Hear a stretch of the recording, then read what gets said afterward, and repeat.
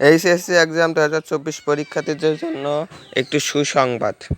Octopus দিবে কি সেনাপ্রধান? কোনোভাবে অটোপাস দেওয়ার সম্ভাবনা এবার নেই, যেহেতু আমাদের সরকারও নেই কোনোভাবেই।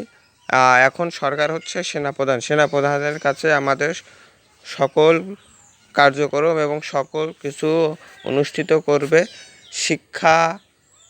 শিক্ষা বোর্ডের সকল কিছু তাদের এই অধীনে বা সেনাপ্রধানের কাছে তাদের সকল দায়িত্ব। তো তারা কি অটোপাস দিবে? আমার মতে কোনোভাবে অটোপাস দিতে চাবে না। কোনোভাবেই তারা অটোপাসটি দিতে চাবে না, কারণ সেনাপ্রধানের কাছে যদি দায়িত্ব যায় তাহলে কি কোনোভাবে তারা অটোপাস দিবে না?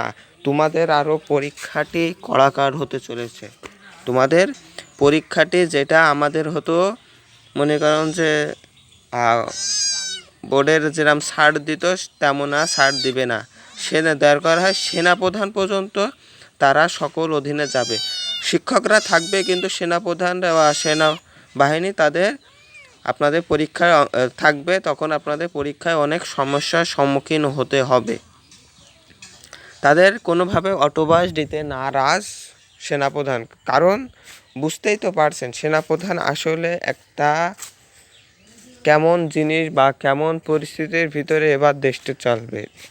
দেশটি হয়তো সেনাপ্রধানের কাছে থাকা কারণেই হয়তো বা দেশের অনেক ভালো হচ্ছে, কিন্তু এইচএসসি এক্সাম 2024 পরীক্ষার্থীদের জন্য দারুণ একটি দুঃসংবাদ।